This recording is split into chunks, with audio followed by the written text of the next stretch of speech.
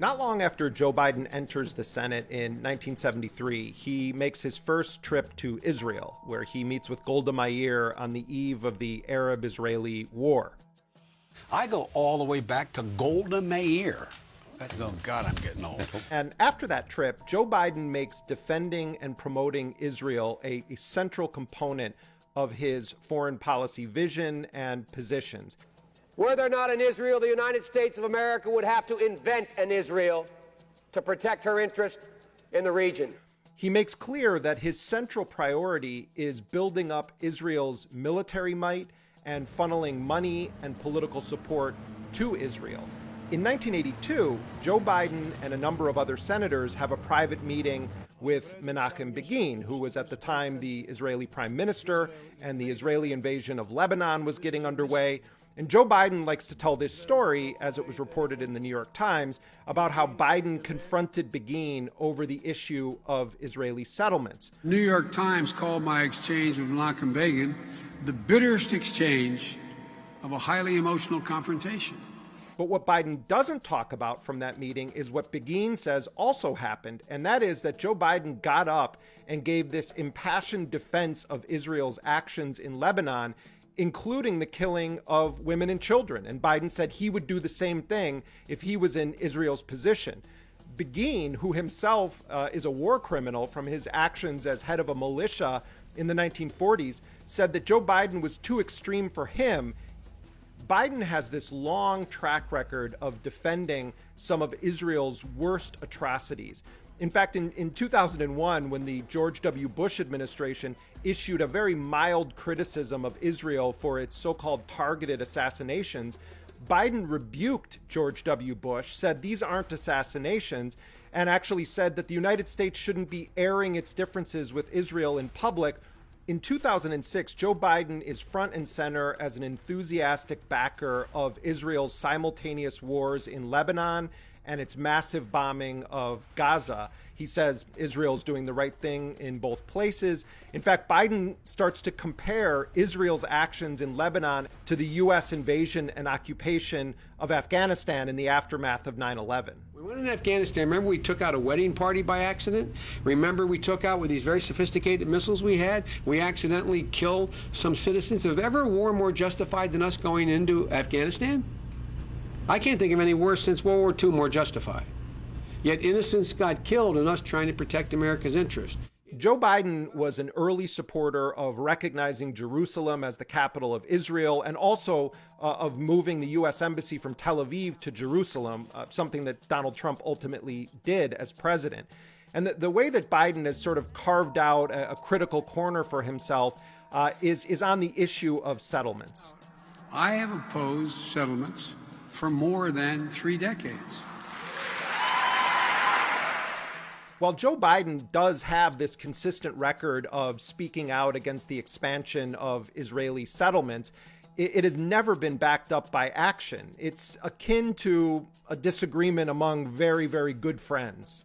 As vice president under Barack Obama, Joe Biden boasted about the closeness of his relationship with Benjamin Netanyahu. The people of Israel consider the Biden family part of our family. And in public, Joe Biden once again defended atrocities by Israel when it raided a humanitarian flotilla. That raid killed 9 people, and according to the UN, 6 of them were killed in what appeared to be an extra-legal summary execution. You can argue whether Israel should have dropped people onto that ship or not, but the truth of the matter is, I think Israel has an absolute right to deal with its security interest.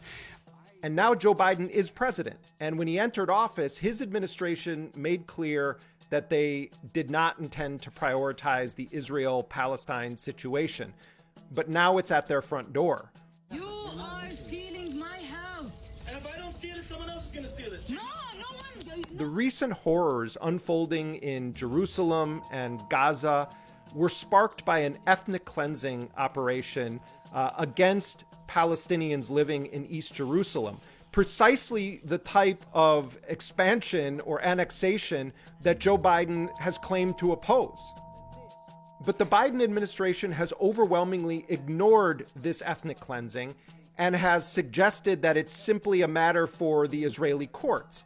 And as has been the case for decades of U.S. policy, the Biden administration has portrayed Hamas firing rockets into Israel as the central, almost exclusive issue, while simultaneously doing everything possible to minimize or excuse Israeli attacks against Palestinians, including attacks that are killing women and children regularly.